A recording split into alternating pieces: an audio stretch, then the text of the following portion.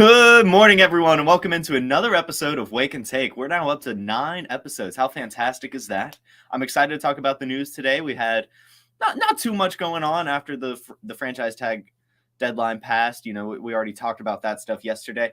Now we just kind of have some other drama, some other random stuff going on around the NFL. Mainly, I want to talk about today Calvin Ridley's letter to the game. I think it was some pretty exciting stuff, some pretty good stuff from him, our boy Calvin Ridley. So without further ado, let's go ahead and get into today's episode.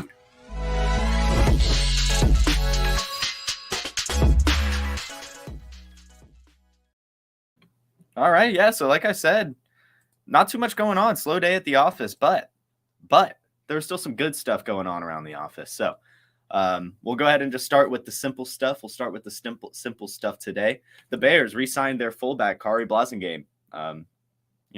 Important part of their run game, a little fullback action. Everyone loves a good fullback, so that's what's happening there in Chicago. They got Khari Blasingame back.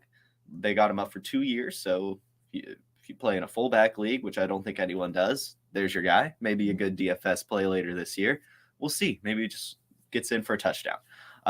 Some players were released around the league. The Cardinals released Chosen Anderson. That's Robbie Anderson's new name, Chosen. He was released by the Cardinals. And then the Jaguars released Shaquille Griffin, the cornerback. That'll free up $13 million, and it'll put them above cap space. So they'll be at $8 million now freed up in cap space. So they're going to be able to make some fun moves. And then some rumors about players that are not going to be with teams anymore. This is probably just due to them not franchise tagging either of these players and just not coming to terms with a contract with either of these teams and players. The Bills are expected to lose linebacker Tremaine Edmonds and safety Jordan Poyer. Both of those guys, above average athletes. You can go look at Tremaine Edmonds' workout metrics on our website, PlayerProfiler.com, and you will be amazed at how athletic that guy is. So those are really, really big losses to the Bills. They're key parts of their defense. So if they do lose them, it'll be interesting to see how they tackle that. Probably the draft, maybe some cheaper free agent positions. But you're losing a really good player in Tremaine Edmonds, especially. The Eagles, they didn't franchise tag Chauncey Gardner-Johnson. Those of you that follow our Instagram, you know that. I put him as one of the worst players to not get franchise tagged because he's a really great player. He's a dog. He's got that dog in him. And the fact that the Eagles aren't bringing him back, I think will hurt their defense a lot. So they're going to be losing Chauncey Gardner-Johnson. It looks like they're also going to be losing James Bradbury, the all-pro corner, and Javon Hargrave. So, those are some huge losses to the Eagles, a team that just went to the Super Bowl. So if they can't I would like to see them bring Chauncey Gardner-Johnson back. I already kind of just said that. I really like him on that team. I think he's a great player. Those are going to be some tough shoes to fill for both the Bills and the Eagles. Those are some defenders that are really, really good, like top of the game. And, they're going to be gone. They're going to be gone. They're not going to be on either of those teams. Best of luck to those players on other organizations, but I feel like you'd almost just want to take a pay cut if you want to play for a really good team. The Chargers, they restructured the contracts of Keenan Allen and Mike Williams, so they'll free up $14.4 million. That's going to help them make some moves. And I like they're not going to be paying either of those wide receivers their original contracts. Both of them were making a decent bit of money. They're still going to be making a decent bit of money, but it's restructured in a way to where, like I said, they're going to free up $14 million. If they can bring in another wide receiver, I think that'd be fantastic. I was having some DMs with the guy on Instagram yesterday talking about how he's a Chargers fan and he really wants them to bring in a wide receiver. I agree wholeheartedly. I would love to see one more person out there not named Josh Palmer, not named DeAndre Carter. I think they could use a true guy that is, going to be the future. Keenan Allen's obviously old. Mike Williams, incredibly inconsistent, can't stay healthy. You need someone else there. You need someone else that you could rely on. Perhaps with Jackson Smith and Jigbo would be fun if he falls to them. I think that would be a great landing spot. The successor to Keenan Allen. That would be really exciting to me. The Jimmy Garoppolo rumors are heating up. Yesterday, we talked about how the Texans were interested in bringing him in. Now it's looking like the Raiders and the Panthers are also interested in bringing him in. It makes sense. He's a winner. He may not be a world beater, I guess would be the word to say, but he's really rarely is going to lose you games. And at the very least, he kind of keeps you in it. He's a distributor. He's a game manager. And he's pretty good at football. He's not great at football, but he's pretty good. And if he could go to a team, I think out of the Raiders, Panthers, and Texans, I think the Raiders makes the most sense. I think that would be, I honestly think that would be pretty good. Josh McDaniels would be reconnected with him out in Vegas from their time in New England.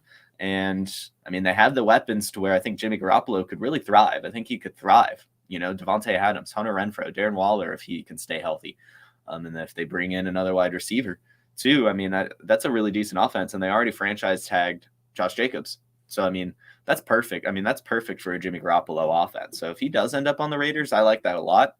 On Cody's recent mock, he did have them trading up to number 1 to get Stroud, which is also, I mean, a move that makes sense. I like that a lot. I kind of hope it's one of these other teams that aren't, you know, like in as good of a position as the Raiders to make that move. I think Jimmy Garoppolo makes a lot of sense because, well, I don't know. Josh McDaniels might be putting way too much trust in Jimmy Garoppolo if he does that because he's definitely on the hot seat. But I think Jimmy Garoppolo could get it done. And if he doesn't get it done, it'll be enough to where the organization can see, okay, really the problem was Jimmy Garoppolo, not Josh McDaniels.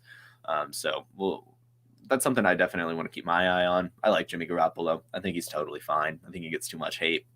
And if he ends up on a team like the Raiders, like I said, I think that could be really decent to him. DeAndre Hopkins, there are trade rumors surrounding him. We talked about this a few days ago. The Cardinals are looking for a second round pick, and perhaps something else like a player, a conditional pick, something later. But they're looking for a decent haul for him. Not even too much, but, you know, this is one of the best wide receivers in the league, if not the best, especially in his prime. And if a team can get him for just a second round pick, it makes sense. There's a lot of wide receiver needy teams out there. There's a lot of them. And so if you can bring in a DeAndre Hopkins, that'd be fantastic. Yesterday on the Pat McAfee show, DeAndre Hopkins did say he's been hearing about these rumors. He's tuned into them. And he is saying that, per Ian Rappaport, that he would be flexible with his last 2 years of his contract. He is paid a lot right now, but if he does end up going to a new organization, he said that he'd be reasonable and accept probably a little less money and restructure in a way that wouldn't hurt the team as much. To me, for the Patriots, that is just music to Bill Belichick's ears. If they can get DeAndre Hopkins for his second round pick and something small, especially after losing Jacoby Myers more than likely, I think that's awesome. You know, Bill Belichick does not like to spend up for wide receivers, but he would spend up a decent bit for DeAndre Hopkins. And hearing that he would be flexible on the last 2 years of his contracts, I mean, I think that is really, really great news to him. I think that organization will be making a move. They could use a wide receiver like him. And, you know, we do see a lot of times these players go to New England at the end of their career. Just because, you know, the Patriots don't have to pay as much for them. And, you know, they just want to play for a good organization. So that's something to keep your eye on. I think the Patriots would be a good fit for D-Hop. I think he would. And I think D-Hop would be a good fit for Bill Belichick. So these Jets rumors with Aaron Rodgers, they're surely heating up. They are surely heating up. The Packers want him gone. They really do. They are ready to turn the tides over to Jordan Love. They want Jordan Love starting. And because of that, ESPN Jets reporter Rich Cimini came out and said that, you know, Mike Garofalo came out and said that the Packers just want fair compensation. They just want to be, you know, they want enough to get out. So it's looking like, now this is where Jets reporter Rich Cimini comes in. They're looking like that it's going to be a 23 second round pick and possibly a 2024 third round conditional pick. So that's not too much to pay up for a multiple time MVP Aaron Rodgers. And I mean, I personally think he's still got at least something left in him. So again, something to keep your eye on. I think if the Jets can get him for just a second round pick and a conditional third, then I mean, that is amazing for them. That's going to be a really decent offense. Breece Hall, Aaron Rodgers, Garrett Wilson, you know, whoever they bring in as well. Decent offensive line too when they're all healthy. So I like that team a lot. We already know how good that defense is. There are stupid rumors, absolutely stupid rumors going around that the Jets are looking at trading Sauce Gardner to get this done. That is absolutely not true. Not true at all. There are some rumors that the Jets might be trading Sauce Gardner to move up to number 4 to get a quarterback. Absolutely not true at all. There is no way in hell they're trading Sauce Gardner. That makes absolutely no sense. He's like the best corner in the league, essentially, and you're not just going to get rid of him after only 1 year on his rookie contract. So whoever is pushing that narrative, I don't even remember who it is, but whoever is pushing that narrative, it's just they're just dumb. That's not going to happen. If the Jets move on from Sauce Gardner after 1 year on his rookie contract, then you can kiss any hope of the Jets ever being a top organization goodbye, regardless of who they bring in after trading in Sauce Gardner. That makes no sense. It makes no sense. You can't compete in today's NFL without a lockdown corner like him. So anyway, if that's just hilarious to me. I keep seeing that they're looking at trading Sauce Gardner, and there was just absolutely no way. Absolutely no way. So I want to get into the title of today's show was talking about Calvin Ridley and the human element of an NFL star. If you're not familiar, yesterday he wrote an article on the Players Tribune, a letter to the game, and it was a fantastic letter. It talked about it. It gave us some further insight into what was going on 2 seasons ago, right? Yeah, because last season was the season he was suspended. 2 seasons ago was when he bet. So basically he came out and was saying, I was just depressed. I was incredibly depressed. I was at a low point in my life, and I was at home. I just put $1,500 after seeing an ad on television.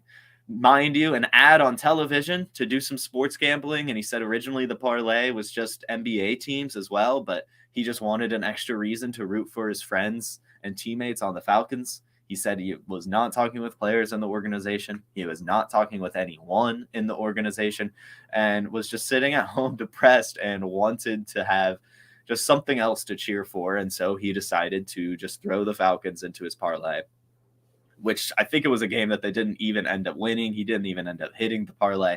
Definitely still believe it was a severe punishment, but it's nice to have that insight. He said the reason that he was feeling depressed was because he had been giving so much to the game that he couldn't come home and be a father at all. He said that he had his entire 1,300-yard season with a broken foot. He played through it with a broken foot and got 1,300 yards. He said that the trainers on the Falcons staff came to him and he said, like, oh, my foot's hurting, at the beginning of the season.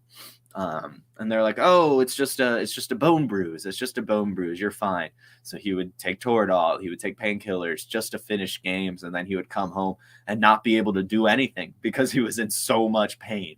And so it made him depressed. It made him anxious. He said that he would just sit at home in the darkness after games, after practice, because he was just giving so much to the Falcons, so much to the NFL to try to play these games that he lost himself. He said he was a shell of himself.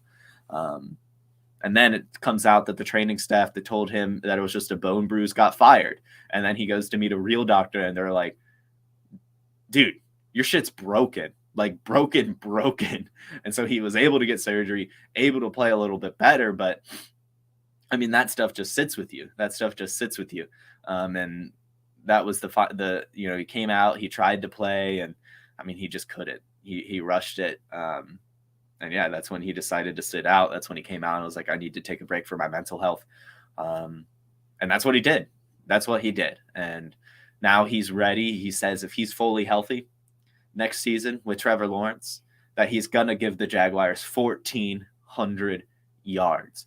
And he's excited. He said he wants to make people remember the name Calvin Ridley for the right reasons, not just for gambling and being suspended for a year. So I think that's fantastic. I think his heart's in the right place right now, and I'm excited to see what Calvin Ridley could do.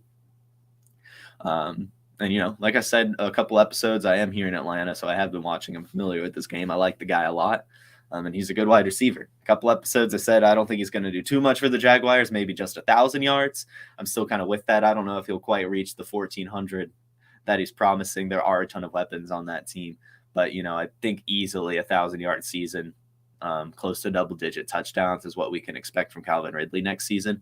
And that's pretty exciting. That's still really, really good fantasy football production. And he's not he's still not priced that way. So everyone watching, if you want to go get yourself some Calvin Ridley, you might have to pay up a tiny bit, but definitely not too much. And it's great to get a piece in the Jaguars offense for sure. That's going to be a great offense to watch next season. So if you can get Calvin Ridley, I'd be doing it. I'd be doing it. I kind of want to tie this in with the Byron Jones story from a couple weeks ago. I think we do need to remember that all the NFL players that we love and watch and have on our fantasy football teams are people too.